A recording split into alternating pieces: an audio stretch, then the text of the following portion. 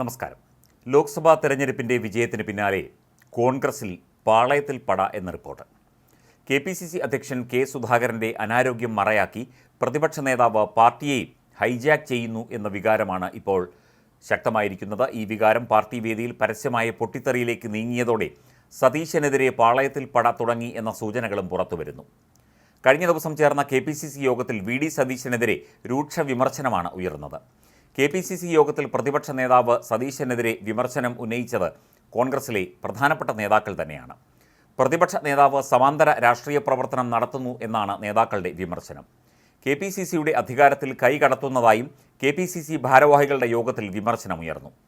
Super president ചമയാനാണ് സതീശൻ്റെ ശ്രമം എന്ന വിധത്തിലാണ് വിമർശനം ഉയർന്നത്. പ്രതിപക്ഷ നേതാവിൻ്റേത് അപക്വമായ പ്രവർത്തനമാണ്. അദ്ദേഹം ജില്ലാ ചുമതലയുള്ള നേതാക്കളെ അറിയിക്കാതെ തീരുമാനങ്ങൾ എടുക്കുന്നു.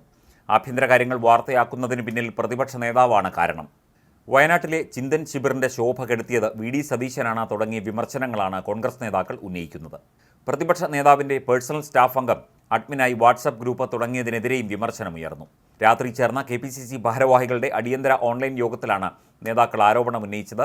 തദ്ദേശ തെരഞ്ഞെടുപ്പിന് പാർട്ടിയെ സജ്ജമാക്കുന്നതിനായി മുതിർന്ന നേതാക്കൾക്ക് ജില്ലയുടെ ചുമതല നൽകിയതിലും KPCC യോഗത്തിൽ അതൃപ്തിയുണ്ടായി. ജില്ലാ ചുമതല വഹിക്കുന്ന KPCCയുടെ നിലവിലെ ജനറൽ സെക്രട്ടറിമാരാണ് വിമർശനം ഉന്നയിച്ചത്. വയനാട്ടിൽ ചേർന്ന KPCC ക്യാമ്പ് എക്സിക്യൂട്ടീവിൽ മിഷൻ 2025ൻ്റെ ചുമതല പ്രതിപക്ഷ നേതാവിന് നൽകിയിരുന്നു. ഇതേ തുടർന്ന് VD സതീശൻ ഇറക്കിയ സർക്കുലർ നിലവിലെ പാർട്ടി ഭാരവാഹികളെ മറികടക്കുന്ന രീതിയിലായി എന്നാണ് 3 ജനറൽ സെക്രട്ടറിമാർ ഓൺലൈൻ യോഗത്തിൽ വിമർശനം ഉന്നയിച്ചത്. പുതിയ ചുമതല സമാന്തര സംവിധാനമായി കാണേണ്ടതില്ല എന്ന് വർക്കിംഗ് പ്രസിഡന്റ് കൊടിക്കുന്നിൽ സുരേഷ് യോഗത്തെ അറിയിച്ചു. VD സതീശൻ ഓൺലൈൻ യോഗത്തിൽ പങ്കെടുത്തിരുന്നില്ല. പരാതികൾ പരിഹരിക്കാമെന്ന് KPCC പ്രസിഡന്റ് കെ സുധാകരൻ മറുപടിയും നൽകി. കുറച്ചുകാലമായി കെ സുധാകരനും VD സതീശനും തമ്മിൽ ചില അസ്വാരസ്യങ്ങൾ നിലനിൽക്കുന്നുണ്ട് എന്നാണ് സൂചനകൾ. KPCC ഓഫീസിലേക്ക് പോലും പ്രതിപക്ഷ നേതാവ് എത്തുന്നത് വിരളമാണ്. കൂടാതെ കെ സുധാകരനൊപ്പം നിൽക്കുന്ന നേതാക്കളെ പ്രതിപക്ഷ നേതാവ് അവഗണിക്കുന്നു എന്നും വിമർശനമുണ്ട്. ഇതിനിടെയാണ് സതീശനെതിരെ പാളയത്തിൽ നിന്ന് പടയൊരുക്കവും നടക്കുന്നത്. അതേസമയം തദ്ദേശ സ്വയംഭരണ തെരഞ്ഞെടുപ്പ് ലക്ഷ്യമാക്കി KPCC പദ്ധതികൾ തുടങ്ങിയിരുന്നു. മതസംഘടനകളും ആരാധനാലയങ്ങളുമായി പാർട്ടിക്കുണ്ടായിരുന്ന ഗാഠബന്ധം നഷ്ടപ്പെട്ടെന്നും സാധാരണ ജനങ്ങളുമായുള്ള ഇഴയെടുപ്പം ഇല്ലാതായെന്നും KPCC കുറ്റപ്പെടുത്തുന്നു. പാർട്ടിയുടെ ബന്ധം നഷ്ടപ്പെട്ടപ്പോൾ വർഗീയ സംഘടനകളും വിശ്വാസവിരുദ്ധ നിലപാടുകളുള്ള പാർട്ടികളും അവിടെ നുഴഞ്ഞുകയറി. ഇക്കാര്യത്തിലെ പോരായ്മ പരിഹരിക്കണമെന്ന് തദ്ദേശ തെരഞ്ഞെടുപ്പിൻ്റെ തയ്യാറെടുപ്പിന് സംഘടിപ്പിച്ച വയനാട് ക്യാമ്പ് എക്സിക്യൂട്ടീവിൻ്റെ തീരുമാനമായി താഴെത്തട്ടിലേക്ക് അയച്ച സർക്കുലറിൽ നിർദ്ദേശിക്കുന്നു. എല്ലാ ബ്ലോക്കുകളിലും പ്രവർത്തനം തുടങ്ങണം. ഒന്നിലേറെ സംഘടനകൾ ഈ മേഖലയിലുണ്ടെങ്കിൽ അവയെ ഒറ്റ സംഘടനയാക്കണം. എല്ലാ നേതാക്കളും മാസത്തിൽ ഒരു ദിവസം സ്വന്തം വാർഡിൽ ചെലവഴിക്കണം.